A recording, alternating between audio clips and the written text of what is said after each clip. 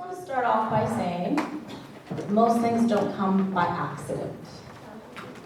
Meaning, talented people, good singers, people you hear on the radio, other worship leaders, Hillsong Church. Most of it doesn't come by accident. It's very intentional.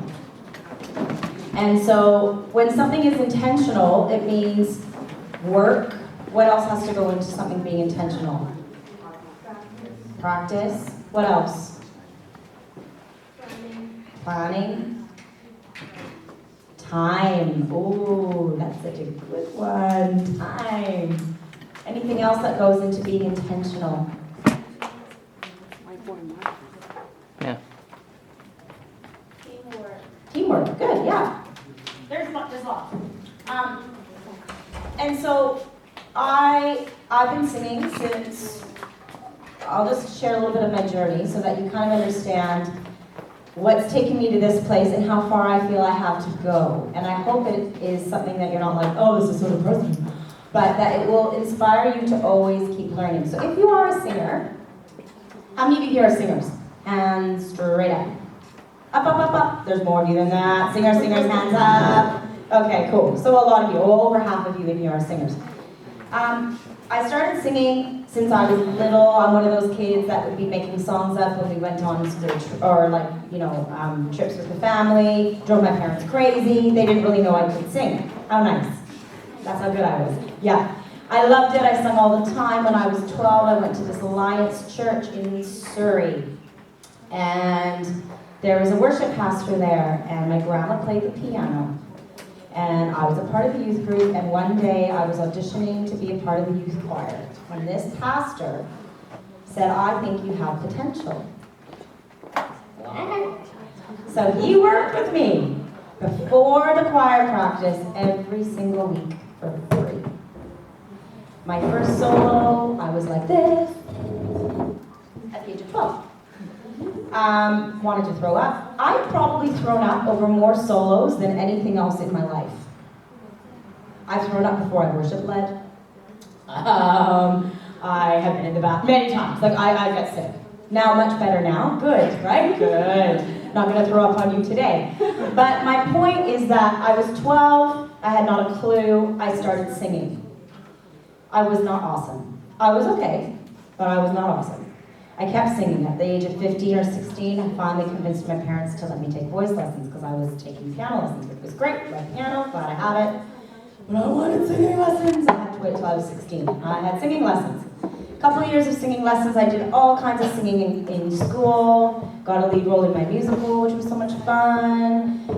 Did competitions, all the whole 9 yards. Every single time felt like I was going to throw up. So people would think I'm so naturally amazing and I just love it.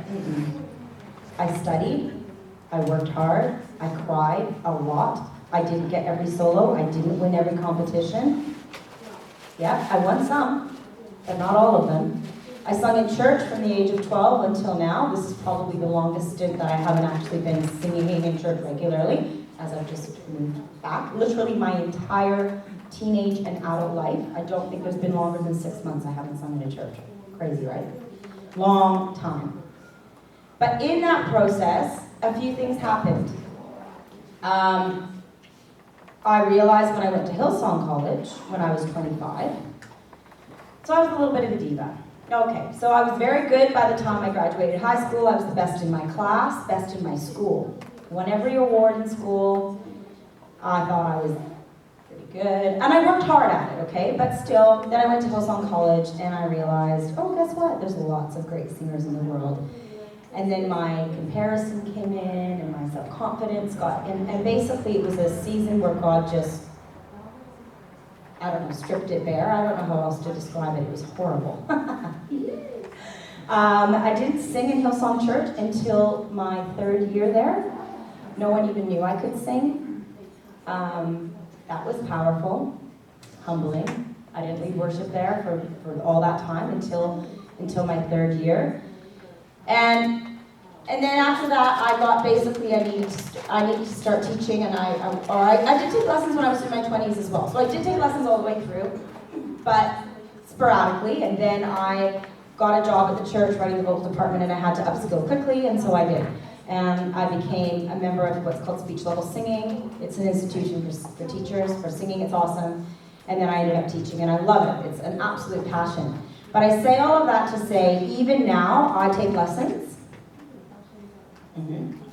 My teacher's very expensive, like the most expensive in Vancouver. Yep, and I pay for it because I want to get better.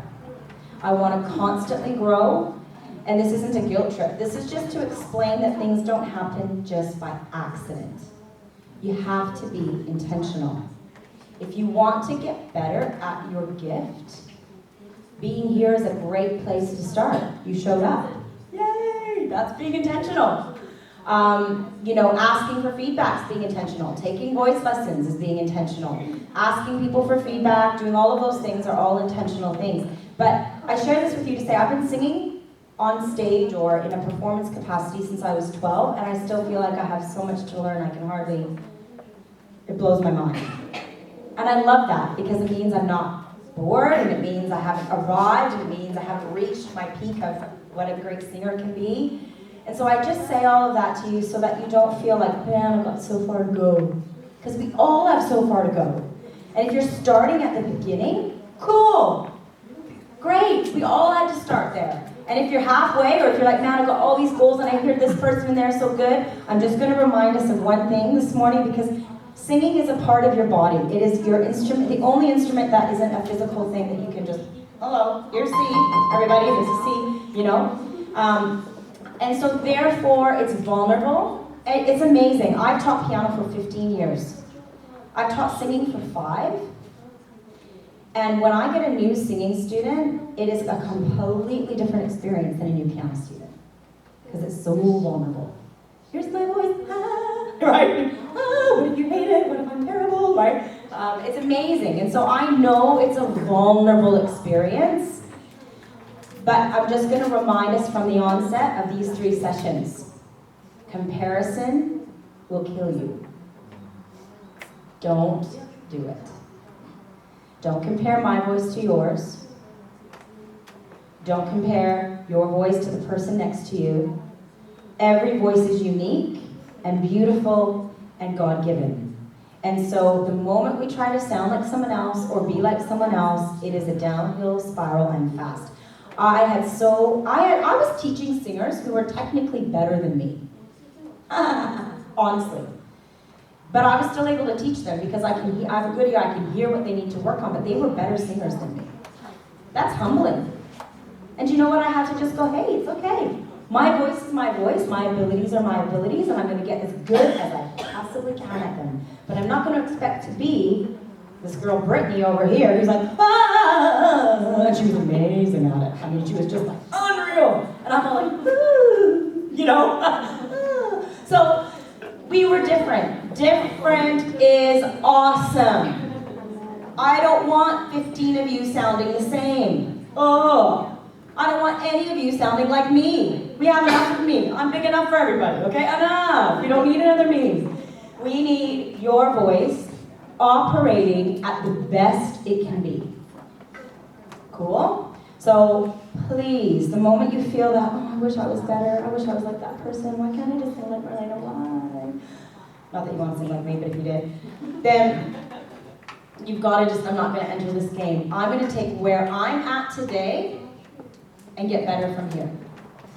That's what I say every time I go to the gym. Yeah. I'm going to take where I am today and praise Jesus. By next week, I'll be better. And everyone around me like super buff and skinny, and I'm like, here I am, guys, woo, And if I compare, I'll never go to the gym. Because it's so intimidating. I'm like, 5 pounds. Guy beside me, 500 pounds, It's awful, I hate it. I hate it. I really, really do. But I just go because I go, you know what? It's not about this person next to me or how fast they're going. This is my personal best, and I'm going to keep working on my best. And it's the same thing with singing. So wherever you're at today, there is nothing you can do in the next 3 weeks that's going to make me go like this. Like nothing. I have heard it all. I've taught some of the best singers, and I've taught some of the most beginner singers. The biggest gamut you can imagine, I have taught. So relax. Okay? If you're nervous, that's normal. Today you don't have to sing. Next week you do. Okay. So we're going to get right into it because that was too long. But does that kind of help you? Does that encourage you to know my journey wasn't just, oh, I just get up here and it's super easy and I didn't work at it. And I've studied for many years on my craft and I still get nervous. And I still, if I had to, I don't throw up so much anymore, but I probably did that for about 10 years. Huh. And if it was a really big event, I probably would again. So, I don't know. It's just one, and you know what? It keeps me humble. It keeps me dependent on God. It really does. I'm like, Jesus, I love singing more than anything in the world, but I'm so nervous. I'm gonna lose it. And I rely on Him. And you know what? There's something that happens, and I do believe it's a gift from God, when I walk onto a platform or I'm singing with a microphone. After the first 5 seconds, it's like I'm there. I'm okay.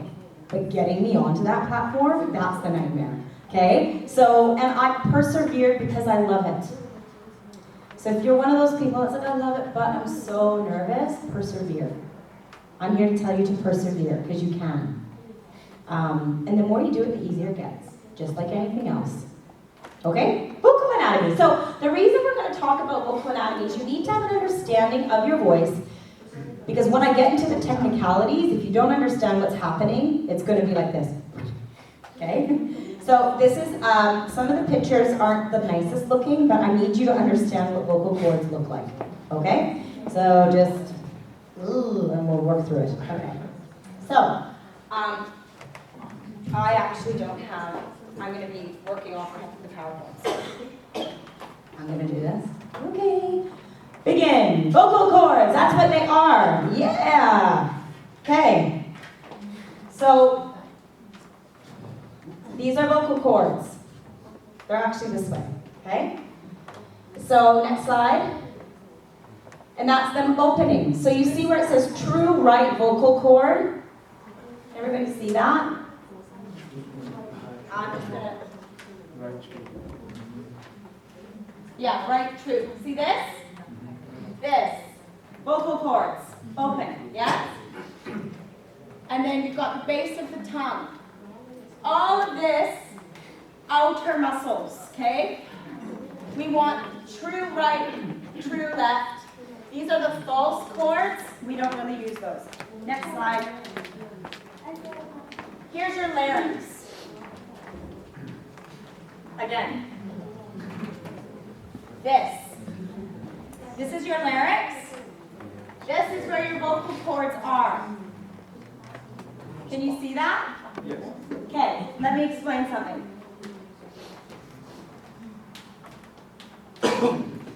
So, your larynx is here. When you swallow, everyone swallow for me. Can you feel it move up and down? So that's your larynx. Your vocal cords sit, see where that kind of more bolded line is? Your vocal cords sit up the top of your larynx. So when we're singing, it is really important that the larynx stays what we call stable, or at a speech level. What happens when the larynx starts to rise? Oh, excellent. Oh, yes. Okay, see that? Oh, I'm loving it. This is awesome. Okay. When the larynx starts to rise, the vocal cords, what do you think happens to them? If this is where the vocal, I like this, I'm just going to do it for fun. If this is where the vocal cords are, and here's your larynx, imagine this rising. What do you think happens? Well, the vocal cords aren't going to move. No, it's not going to work. It's not going to, Kelly, it's not going to work. Correct. It's going to squeeze. Because what's happening is, now this is pushing up against what? The vocal cords. And so when we sing high, often, I'm going to show you in a very bad way.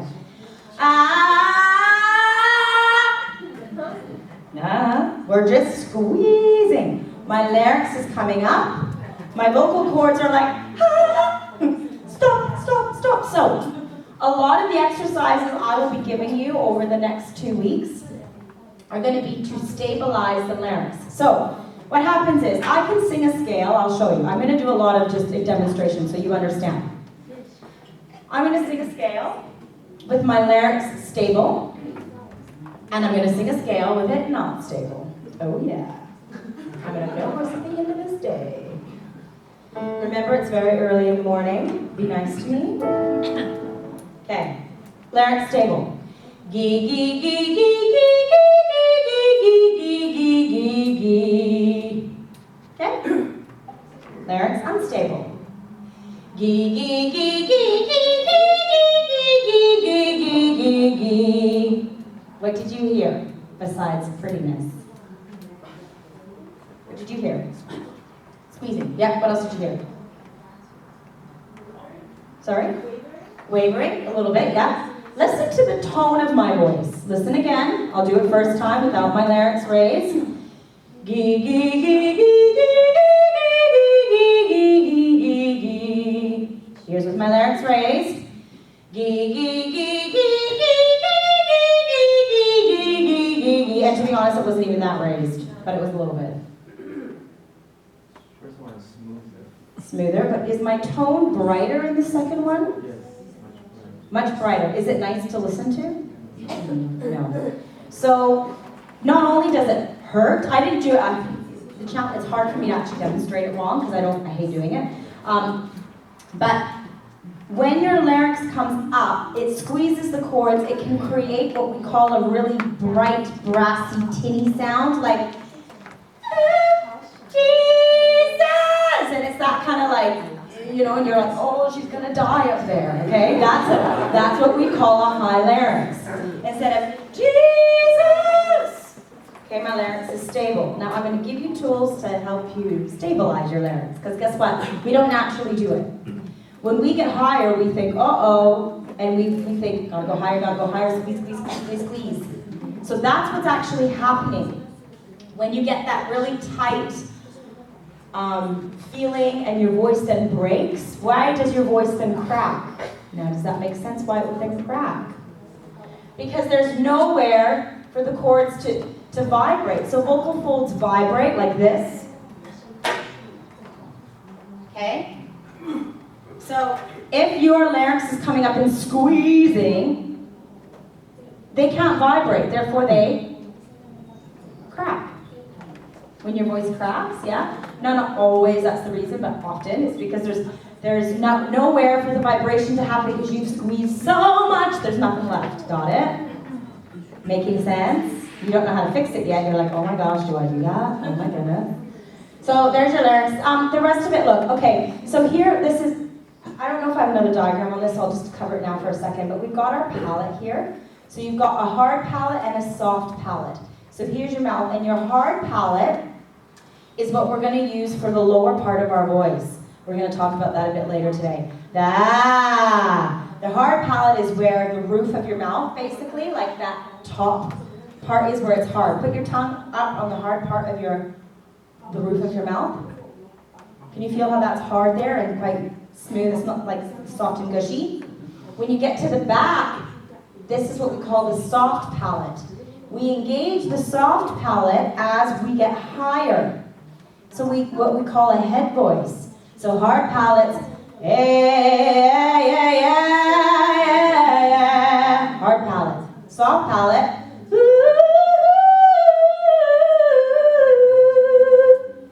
get it? Very different.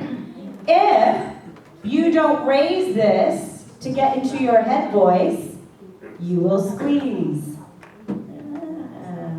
And then you're going to have this problem.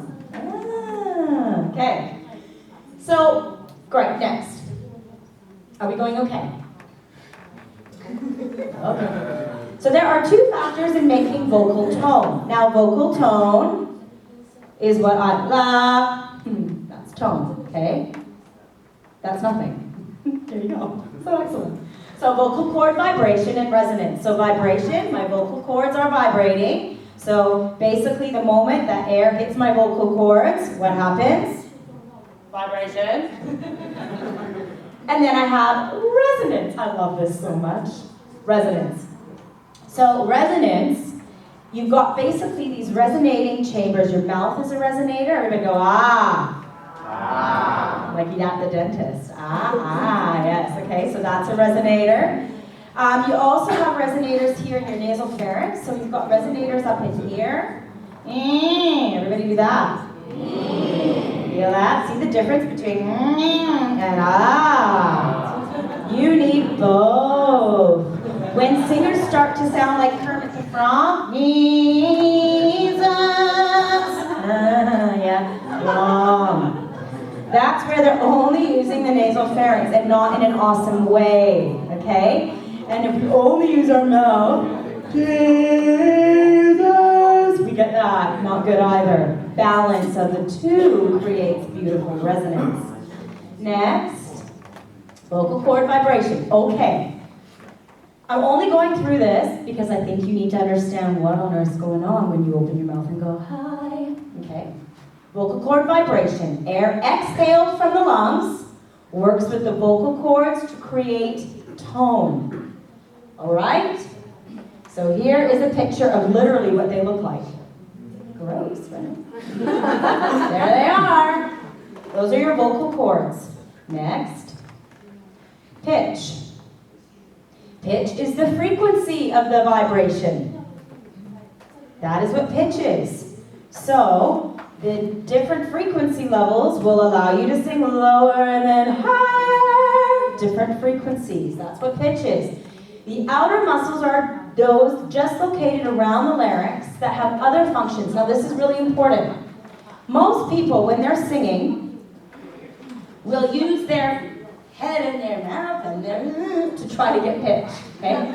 You might have been told, raise your eyebrows to get higher. I'm here to tell you not to. Yay, okay. Because it has nothing to do with your face. Nothing to do with your face, okay? Pitch is the frequency of vibration, not your face, okay? So, that means if you're using the muscles that help you breathe, eat, chew, okay, which are outside of your larynx. So again, your larynx is here. So these muscles kind of around in here, okay? It's hard for me to get inside myself and show you, okay? But when these start to tense around here, and this can happen when you're talking as well. If you're not talking healthily, you can tense up in here. Those muscles are there so you can eat. Hallelujah. So you can drink. Hallelujah, you can swallow. They are not there for you to sing. No. They are not there for you to sing. Watch me again. I want you to watch when I sing this scale. I want you to watch my neck. I'm going to do it without the mic for a sec just so you can see me here. And I'm going quite high. So for those of you that know, I'll even go higher for you this morning. I'm going to go right up to this note up there. Da, da, da. Okay, that's a high G. You'd never sing that in church. Let's just clarify. So just so that you can see that I'm not going to reach for the note or press down for my low note. Here we go. All right. Ready? Ooh, the test. Gee, gee, gee, gee, gee, gee, gee, gee, gee, gee, gee. Did you see anything? Excellent. I get to pass my own test. Very good. Okay. In other words, do you need to use these muscles? Nah. Because if I didn't need to use them, guess what? You don't need to use them either. But you've got to train your voice to not use those muscles. Because if you've used those muscles your whole life, some of you guilty as charged, I was too, I did it too, then you've got to retrain the muscle memory so that your voice learns that I can get this pitch without squeezing, pinching, using these muscles to help me. And when you do that, oh, you're going to love singing in a whole new way because it will not hurt. How exciting. Okay, so pitch is determined by how often the vocal cords open and close, so how often they vibrate. This is important. The greater the frequency of vibration, the higher the pitch. You're not going to feel that vibration, but that's what's happening. It has nothing to do with I mean, you have to remember it was the raised palate. It does have to do with position inside the voice, but not the external muscles and not your face. Cool? Next.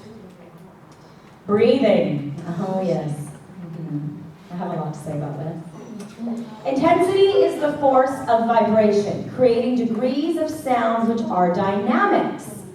So that's what intensity is. So I can sing a note.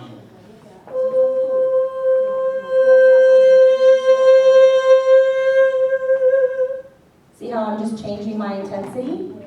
So you can change your intensity.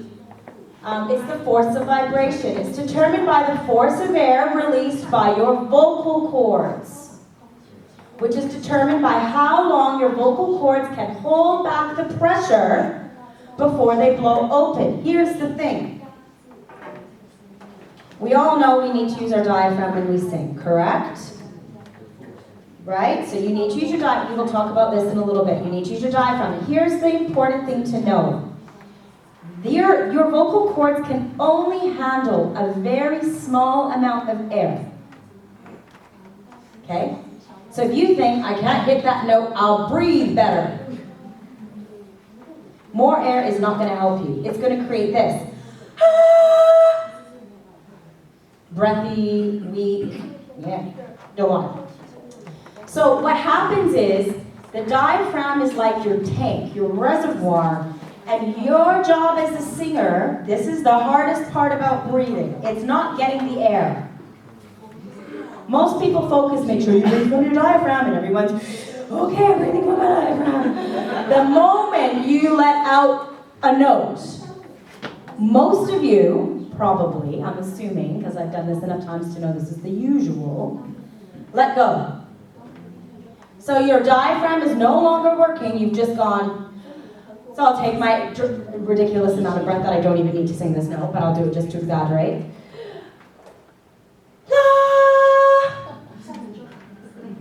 I've just breathed with my diaphragm, but I have not kept the air there. Therefore, as soon as I open my mouth, I don't have any air, I don't have any pressure waiting for my vocal cords to go, okay, how much pressure do I need? So if I'm going to go, I've increased pressure, not air. So it's this air, that this is a really important statement. When you're breathing, it's about air pressure and air flow. And it's the balance of the two that make you a good singer. Air flow means how much air you're letting out of your mouth. And air pressure is how much air you're holding back. If you're not holding any air back, you've got no pressure to increase intensity.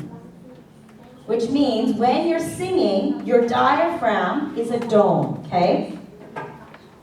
When you breathe, now I'm not a scientist and sometimes I get these a little bit backwards, so bear with me.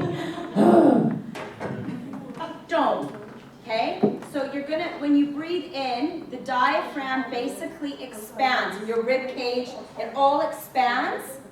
The moment you've taken your breath, the diaphragm relaxes back into its dome.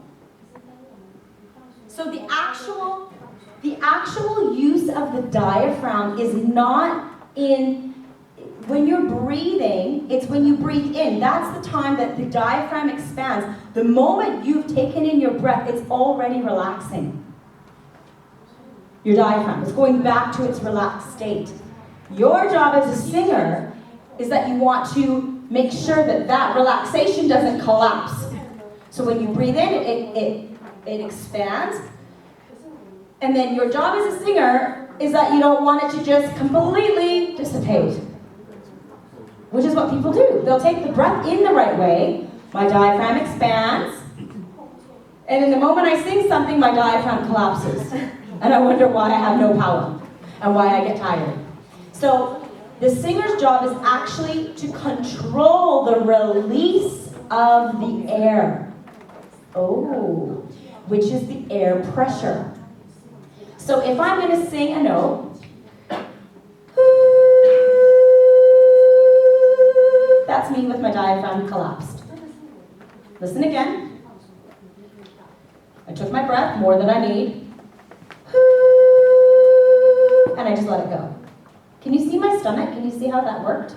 You can watch my big belly. Here we go. Ready? Okay. So I take the breath in. I'm exaggerating. Can you see me though? Can you? Okay. And then I'm going to just... Did you see how it just immediately just died? Okay? Watch.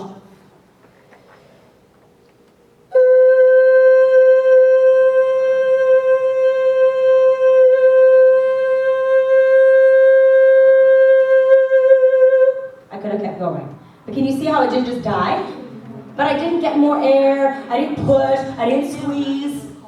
All I did was control the release of the diaphragm coming back to the dome. That's hard work. But that's what's actually happening when you're breathing. Are we confused? We're going to try it after, okay? But I just want you to understand it's important. So that's the pressure we're talking about. Next slide, please. Vocal cord adjustments. Okay. We speak of vocal cord adjustments in terms of how the singer physically feels the sensation. This is not what's actually happening, by the way, but it's what we tend to feel. So it's what resonates off our bodies. So the next slide. So chest voice. Has anyone ever heard of chest voice before? Yes. So that's the bottom voice. Okay. We're often going to feel that vibration in our chest. Not always. Some of you will never feel it in your chest, but I feel a bit of a vibration there. If you are not really in your chest voice, you won't feel it, which we will find out when we assess you. Because I can sing these low notes and not be in my chest voice. Listen.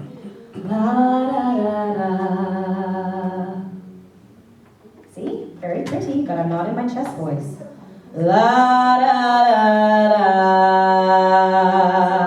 Hear the difference of that? Now that's your chest voice. And I feel a vibration here. That doesn't mean that's where it's vibrating. It actually isn't. But it's where I physically feel it. So I want you to just try it. I want you to go, ah, ah, ah, ah. Ready? Here we go. Ah, ah, ah, ah. Do any of you feel a vibration down there? Yeah, okay. So there's your chest voice-ish. Next is your head voice. So we talked about that, where your palate's going to lift, and we're going to go, okay? It's a more booty sound. Here we go, everybody, and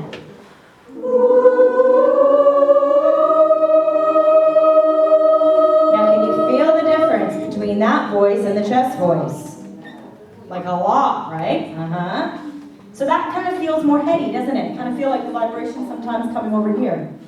Then we have, this is the creme de la creme, everybody. This is the singer's nightmare. It's called the mixed voice. No, forget that scene in there. Ignore that part. I should have deleted it. Don't know why it's still there. Mixed voice is not in the mask. We don't use those words ever, so we're not going to use them. Mixed voice is the blend of the chest voice and the head voice. I will show you. Here's my bottom voice. Christ alone, cornerstone. Chest voice, okay? Christ alone, cornerstone. Mixed voice. Head voice. Christ alone, cornerstone. Can you hear the difference in my tone quality between those three voices? You need all three. To have a balanced vocal register, you need all three. Everyone needs all three. Men are the same. Now, guys, your voice operates differently than women, obviously. Your chest voice is massive. Our chest voice, yes it is. Yes, manly, yes, you are. You're manly, you got this manly chest voice. Women, ours is itty bitty. We have it, it's just compared to them, it's smaller. Women, our mix is massive. Yeah, guys, yours is short, man, like 3-4 notes. and it's those 3 or 4 notes that probably a lot of you hate, because that's what makes it difficult. And then we have our head voice, which extends all the way up, okay? okay? And it goes from head, superhead, whistle tones, it goes into a whole bunch of different varieties, but we're not going to really touch on that too much because we don't use that in church. So I'm really trying to give you things you're going to use in church, which is chest, mix, head voice. All three. If you don't have a chest voice, the rest of it doesn't work right. It can still work, but not at its optimum efficiency. Because the chest is the anchor. And guess what? I didn't have a chest voice till I was 26. Because I never got taught it. Yeah. So if some of you are like, oh my gosh, I've spent my whole life without a chest voice, I don't think I have one, I'm gonna die. No, you're not. We're just gonna help you get one. Okay. Because here's what happens. Can I go there? Are we okay? Are you dying? No, okay. So we talked about vocal cords and they vibrate, so let me explain this. I'm gonna have to put the mic down, sorry, Calvin. Okay. So the belly of the fold, chest voice uses more of the belly of the vocal cord. It uses the whole thing, but it's more of the fatter part of the cord. Head voice uses more of the top part of the cord. When you take your head voice, and you bring it low, what happens is at the bottom, only part of the vocal cords are vibrating, tops. So your whole vocal cord isn't being used, which means it's what? Lazy. Yeah? Yeah. It's lazy. Singing is hard work. It's concentration. It's muscle memory. Your vocal cords are a muscle. If you are not intentional, like we talked about earlier, in strengthening the muscle, as I go to the gym, where I'm at, praise Jesus, 5 pounds, okay, I'm up to 15, okay? But I'm intentional at the gym, I'm doing my thing. If I stopped working my muscle for 6 months, what would happen if I started again? Huh? 5 pounds, and I'd be so sore, right? You know when you haven't worked out for a while, or you haven't run for a while, and you're just like, ah. Well, your vocal cords are a muscle. And let me just explain something else. Singing in church on a Sunday does not count. What? That is not your exercise. That's your best. I would never come here in my exercise attire. I could, but I'm not. Because I want to bring you my best. So on a Sunday morning, if you have not exercised your voice the entire week, and then you just get up there and sing, you're actually just bringing us your exercise. Because it's a muscle. If you haven't used it, it's kind of, you know, and that's what we get. So you have to develop a routine of practice. And it doesn't need to be half an hour a day.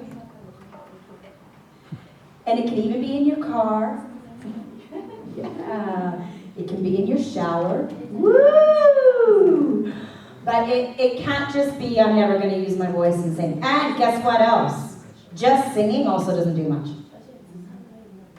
Because you need to be intentional about what you're fixing and what you're strengthening and what you're working on. It would be like me going to the gym, getting on the elliptical, doing level 1 for the next year. That's what just singing is. Does it benefit me? A little bit. Like, it's not useless. Singing is helpful. But what if I trained? What if I saw a personal trainer? Will I improve more? What if I simply just increased my level every couple months? I'd improve more.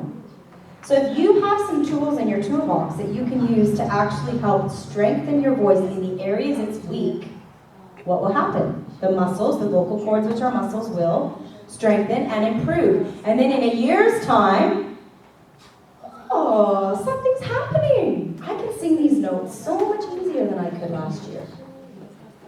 Not by accident. Oh, every time I used to sing Cornerstone, my voice would, Christ alone. But I've been working on those chest voice exercises, and you know what? The other day I sung and it was like, right, you'll notice the difference.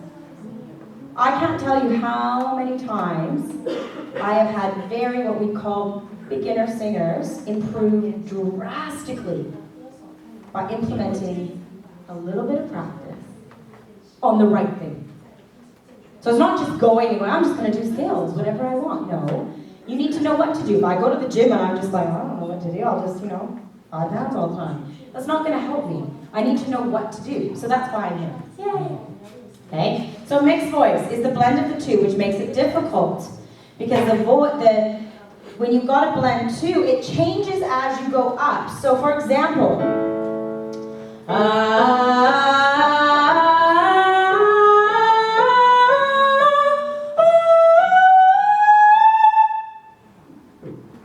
it's early. Okay, not too bad. That's an A. Excellent. Okay, but can you hear that transition that happened? And the goal is that that's even smoother than what I did this morning, okay? But you want that transition to be seamless, so that when you're singing,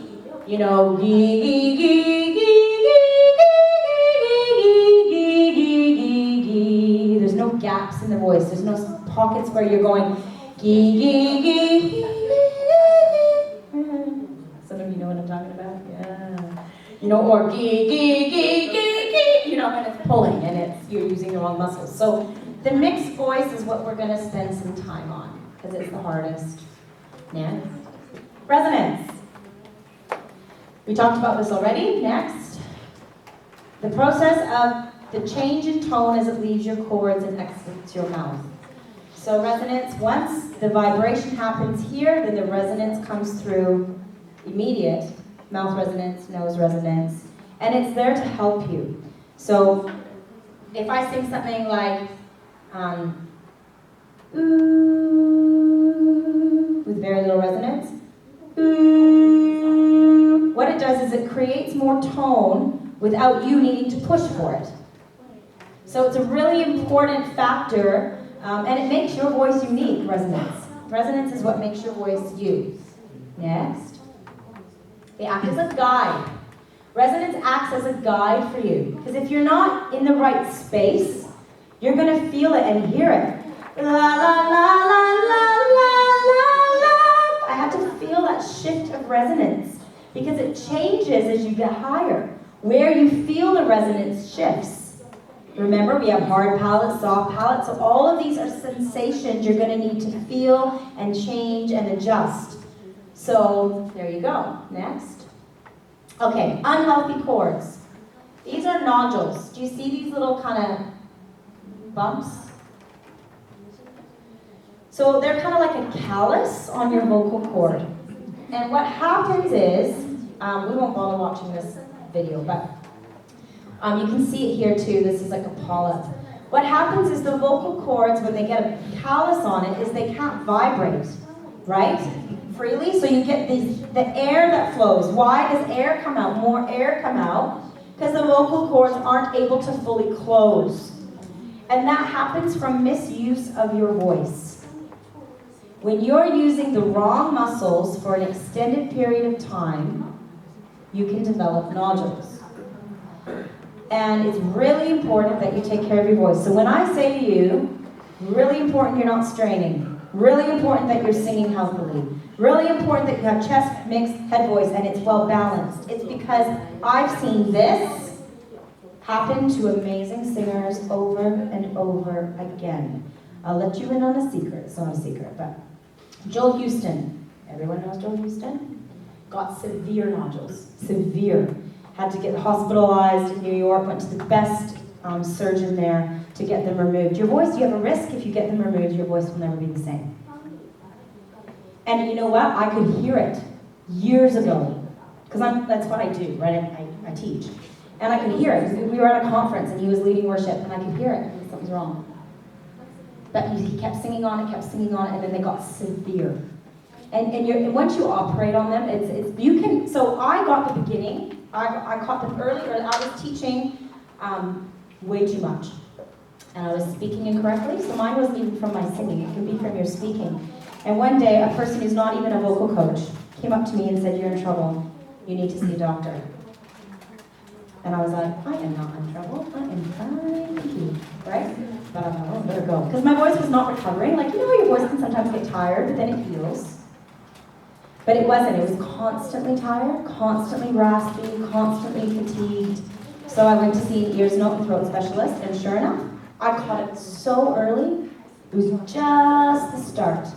And it healed within 6 months. But it completely awakened me to, wow, no one's immune. No one is immune from getting them, okay? So I'm going to tell you a few things that you need to do to take care of your voice. But if you're a person who often comes off of singing on a Sunday morning and your voice is tired, don't think that you're invincible and you can get away with that forever. Because it will catch up with you.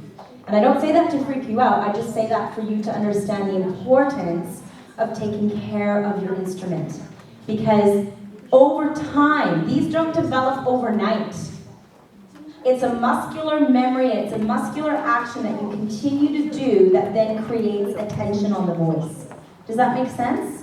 So, not to freak you out, but I just want to make you aware. Because I've had amazing, amazing singers that have come through Hillsong College, and so many of them have had to go off singing for a time and go to the doctor and get help because they just overuse their voice in an unhealthy way.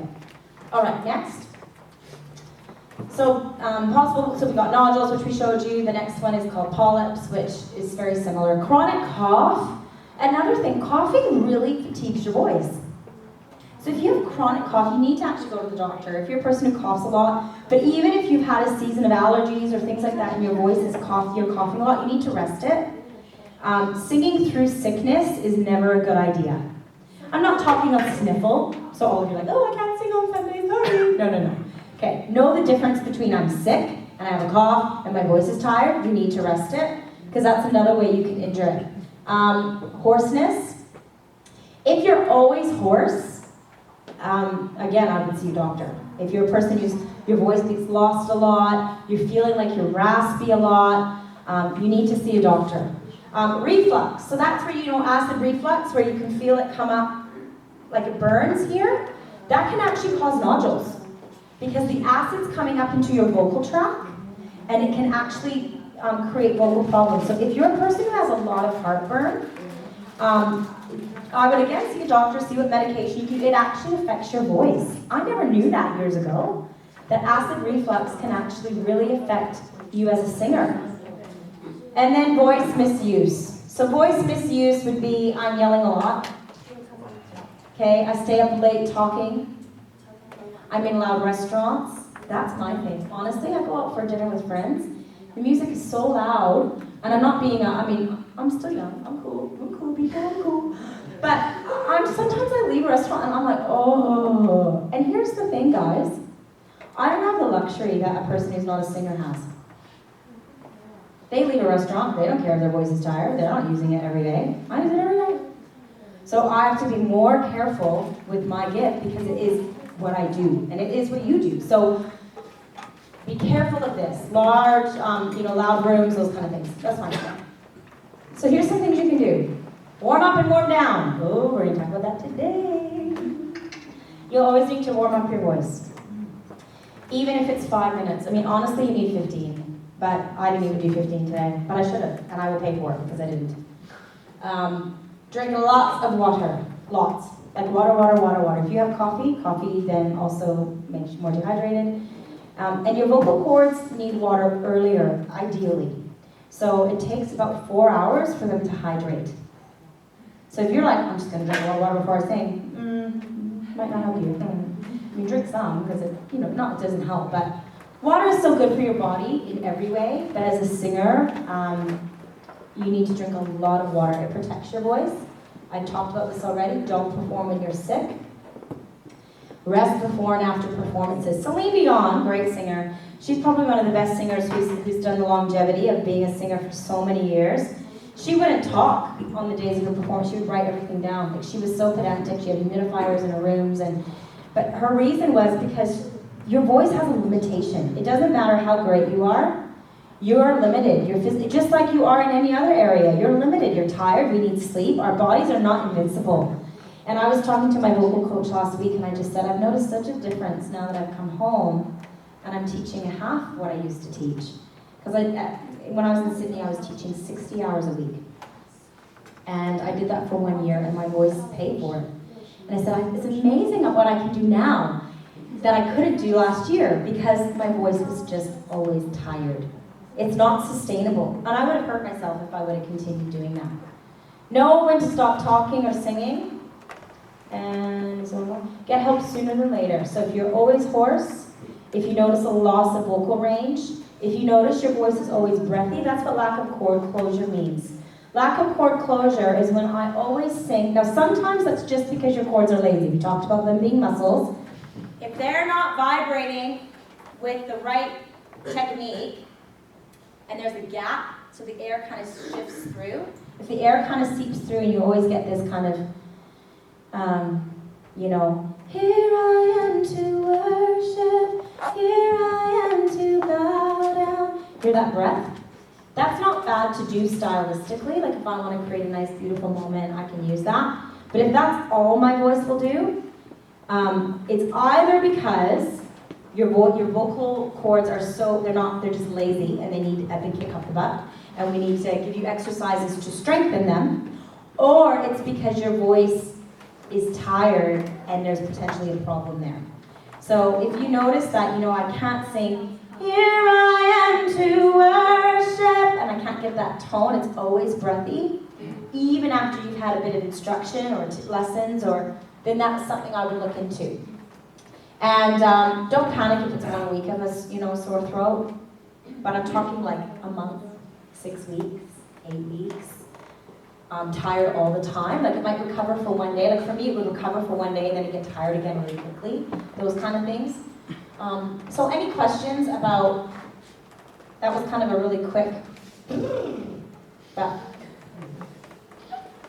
are we okay? Questions about it?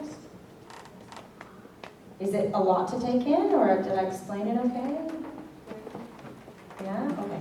So we're gonna look at a couple things. I'm gonna get you guys to warm up. I'm gonna first of all talk about bridges. So this is my last little kind of technicality talk, and then we're gonna actually start singing. Cool? Not on your own, don't worry, but I'm gonna have a volunteer who's gonna do it on their own. So I'm gonna talk about 2 more things, which is bridges and vocal tendencies, and then we're going to warm you up, and then we're going to assess a person. Now, bridges, or what the Italians call passaggio. The old Italian school of singing, by the way, this is like the opera singers of bel canto and amazing singers.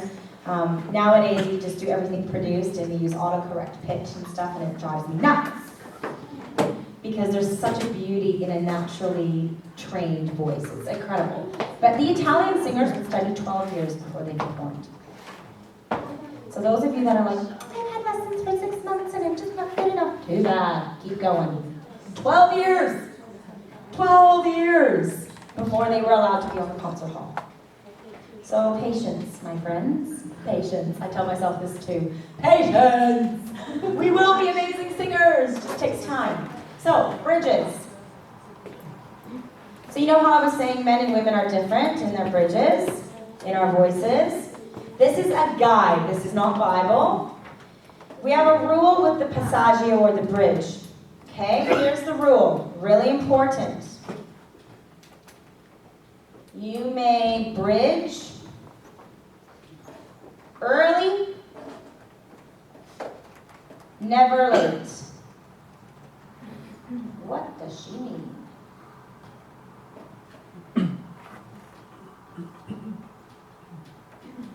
So,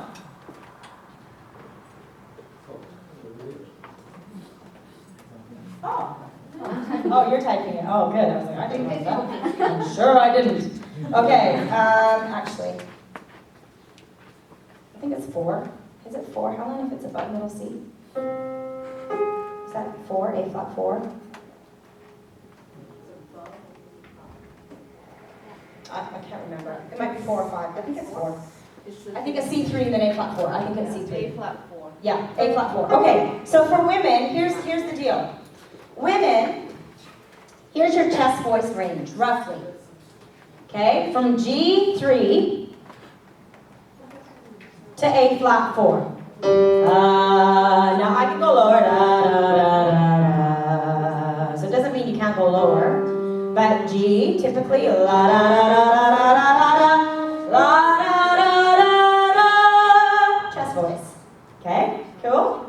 You can bridge early, which means chest voice might be here for you. It might be a little bit earlier, especially if your chest voice is developing. Then you have a bridge. 第四个 A 的 flat，这 Sorry? 钢琴上面。 Sorry, I'm just trying to understand what is A flat. When you Okay, so A flat, so here's middle C. Middle C is what we call C3. That's the position it is on the piano. C2, C1, C1, C2, C3, C4. So that you have that, you need to know the range. Okay? This is really important. I'd write this down if you're not, because we're going to talk a lot about this next week. So G to A flat 4 is the highest a woman's voice should go in chest. If you're higher than A flat 4, you're hurting yourself. Okay? Then A to C is your bridge. That's your first bridge. A to C. And that's going to be a mixed voice. Da-da-da-da. It's a transition. A bridge is a transition from one voice to the next voice. Then you've got C sharp, will come after that. So this is A4 to C5. Then you've got C sharp 5 to E flat 5. And then E to G is your second bridge, which is all we're really going to talk about today. So E5 to G5 is your next bridge into your superhead voice. So what happens is, for women, la da da da da da. Hear that transition? I had to bridge. La da da da da da da. Then I'm going to bridge again. Da da da. Because I've now gone into a head voice. And then I'm into crazy notes, okay? So those are the bridges. You may bridge early, never late, which means you can mix earlier than A flat, but you cannot be in chest voice past A flat. If you're singing in chest voice higher than A flat, you're pulling, and that's very bad for your voice. So, la da da da da da da, pulling. Okay, and we all do it. I've done it many times. But if you do it consistently, that's when it's going to hurt you, okay? Men, you're different. You're going to be C2 to E flat 3 is your chest voice, and lower. All that is chest voice.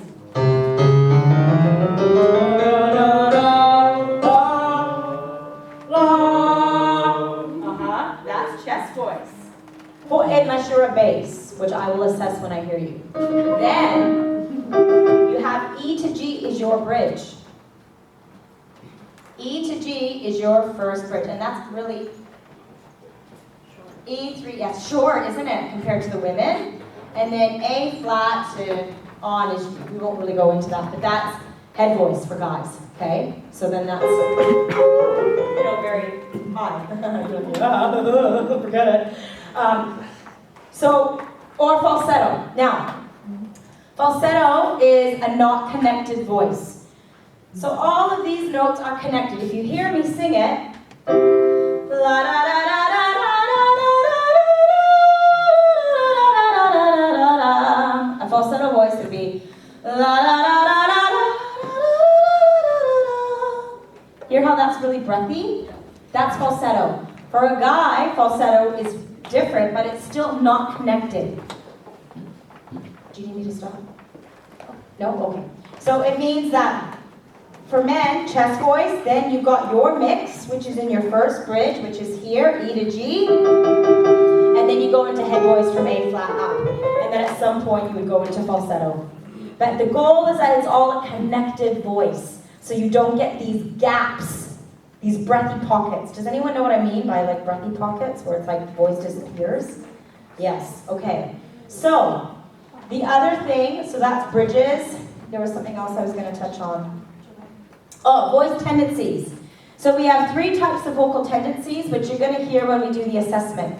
We have pull chest, which is what we talked about, taking the chest voice up too high. So if guys go higher than E flat in chest voice, they're pulling, which I'm sure some of you might do. And same with women, if we go higher than A flat, we're pulling. So pull chest is one vocal tendency. The other vocal tendency is a flip. So somebody who's like Sarah McLachlan.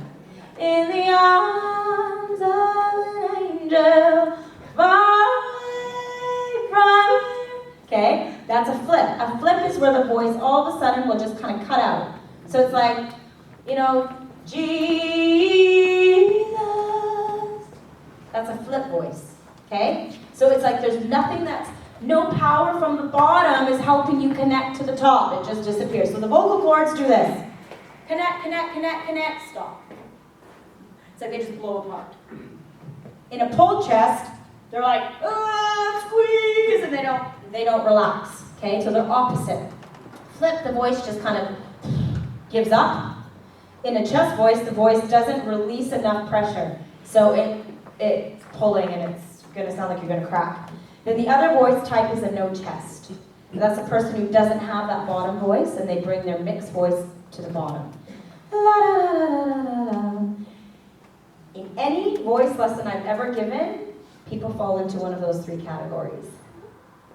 Yay, guess what? And it can change. So I started off, when I was no chest. Now I have what we call a flip too. Just a little tiny flip, and I'll tell you where my flip is. Isn't that nice? A, D flat, A flat. These three notes. They're my tendency where I don't quite get it right. Sometimes I do, but I'm working on it. I practice. I'm working on it. So sometimes your tendencies will change as you develop as a singer. And so my tendency now is much better than it used to be, but I still have things I need to work on. And that's okay. So you guys, when we assess you, I'm going to tell you what your tendency is. Cool, right?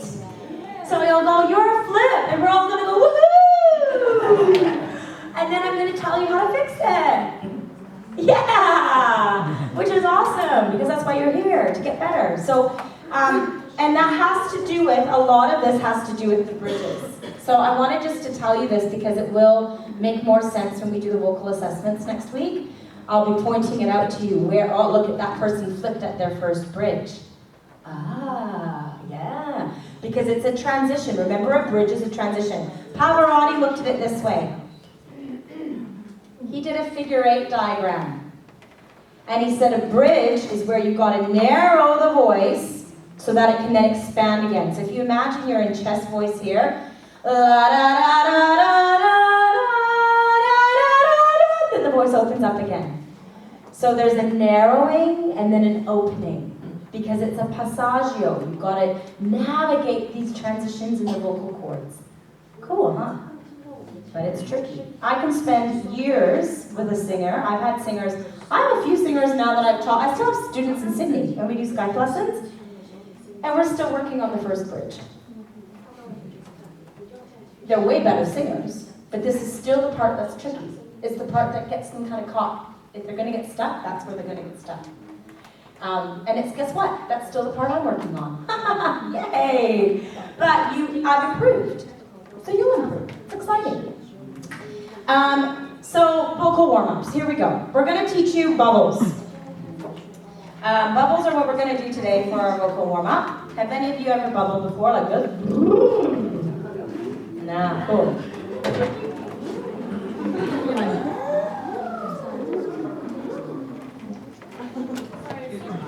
So, what you're going to do, you're going to stand up. So we're not going to talk a lot about breathing today, except to say You're not sick. we're all going to we'll start with a little breathing exercise. So I want everybody we're going to sip through a straw like this. We're going to feel the diaphragm move, not the chest, and then I want you to keep it. Remember we talked about keeping it out, not squeeze. We're not going to squeeze it. You can breathe again, because I'm going to talk for a second. You're not going to squeeze your abdominals in. You're going to breathe in, because now the dome is expanded. And then we're going to go, and I want you to keep that diaphragm from just relaxing too quickly. Never bother doing a breathing exercise unless you're a very beginner. Like if I was teaching 8-year-olds, I would get them to do this, but you're not 8. So what we're going to do, you want to vocalize when you're using breathing exercises. Because what happens is we do things, and I do this with younger kids, okay, but not for adults. Because here's the thing.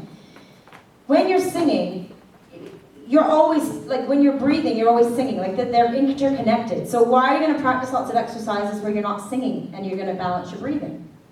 Because you're never going to stand in church and, excuse me, while I just, no one's going to do that. So I want to give you breathing exercises where you're actually singing and working on it, okay? So, ooh, this is our pitch. So we're going to take our breath in. And we're going to hold it and,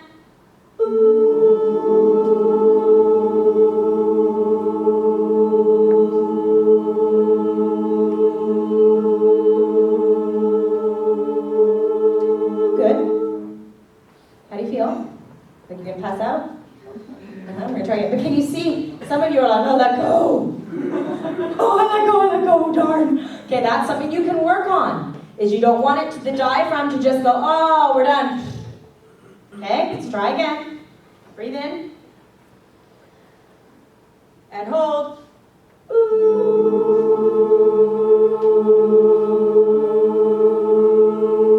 And it should be naturally coming back into a relaxed position. Good. Can you feel that? Some of you are like, no. Okay. You're basically what you're wanting to make sure. You're not holding the air like this, like in your chest. You're just allowing it to slowly come down. So let's try it one more time. Ooh, that's our pitch. We're going to do it on an E this time. E, but like a dumb E like this. E, ready? Here we go. So breathe in. And.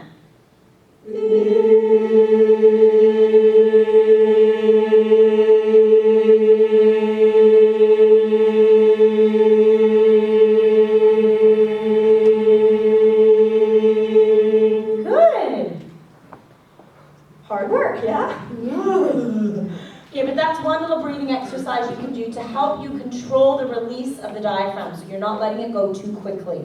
Now bubbles, here we go. Watch. Find the gushy part in between your jaw and your cheekbone. There's a little gushy bit. Technical, I know. Fingers sideways. And then kind of up. So it's going to sit like... It's going to help you create a dumb sound. So not too high like this. It sits kind of right where the jawbone is and underneath, like kind of just right above that. So.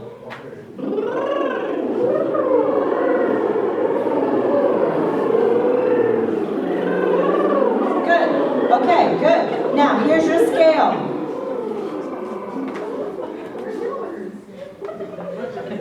The reason I'm getting you guys to do this is because we talked about the larynx not wanting to squeeze. Remember that? Look what happens when I do not do this. Watch. You'll hear it actually.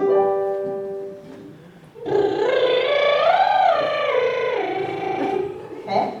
Quite pitchy. Watch.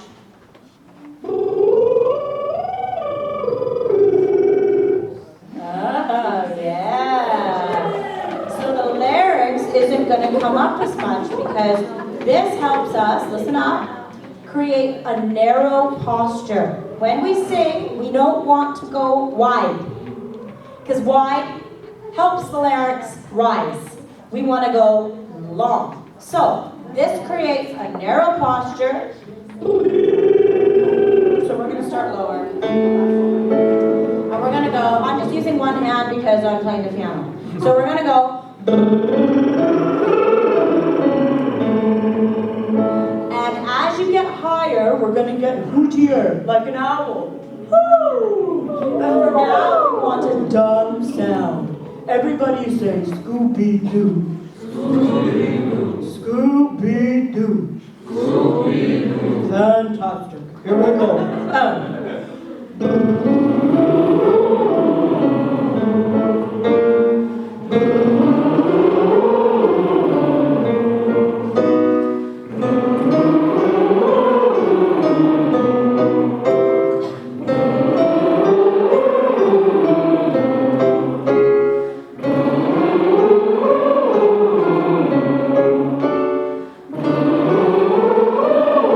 Make sure it's sitting kind of underneath, not kind of up, under, yeah. Here we go, and.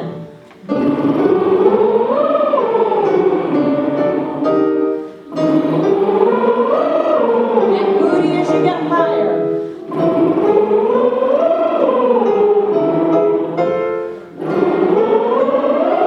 Good, I'm going to show you. So, as you get higher, you don't want to get louder. You don't want to do this. Yeah, okay, you want.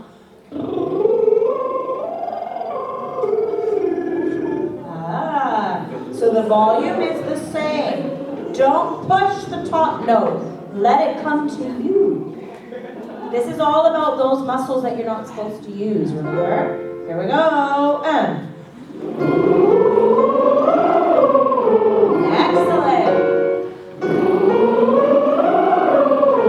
And nice and deep.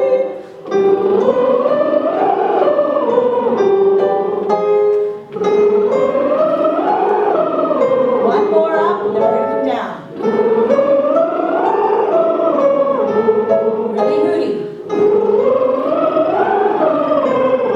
Don't push it.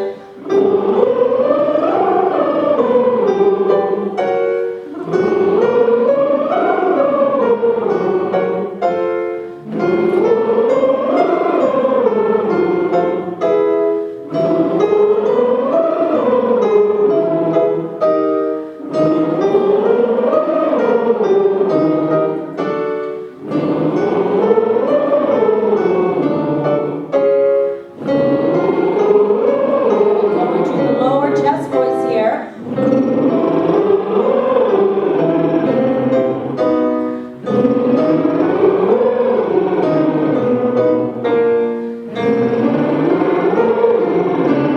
Last one. Great. So, that's the first little warm up. Cool? How did it feel? Good. Yeah, bubbles are the very best. Do them all the time. Another way you can do the same kind of thing. So that's what we call an arpeggio scale. 1, 3, 5, 8, 5, 3, 1. Okay, so that's what that scale was that I played. The other thing you can do is simply doing a siren. But the only thing that I want to caution you about is that you're not pulling up at the top, like I said, like kind of, woo, and I'll show you what I mean. So a siren is where you go from an octave to an octave, like this.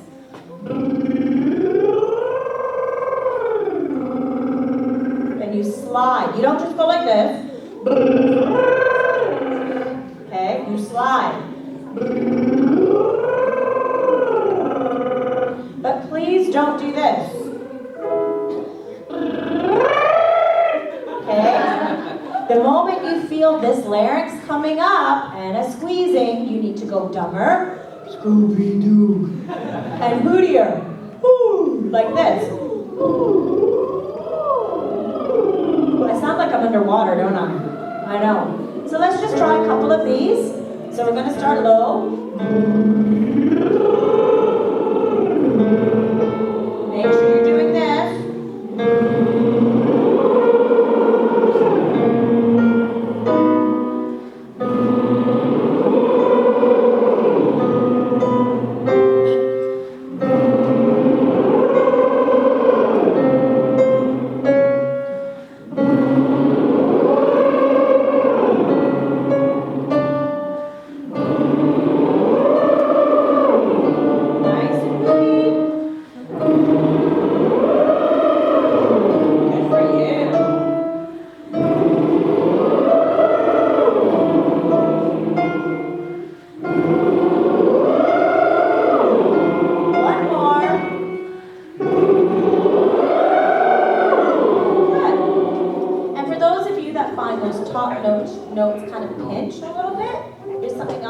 do. And then maybe you don't want to do it here, but you can do this. When you bend down, it helps your body not want to squeeze up because you're going the opposite direction. Ah. So let's try because you all want to. I'm going to start you higher. So what's going to happen is you're just going to do a little half bend, okay? You don't need to like touch your toes, but you're going to. But you do have to kind of go for it because if you kind of do the half one like this, it doesn't work. Okay? So you gotta keep your chin neutral chin. Okay, but just don't you don't have to go so fast you're gonna faint or get a head rush. Here we go. Ready? And if you need to come out of your chair so you don't feel like you're gonna hit your head, feel free. Here we go. Ready? And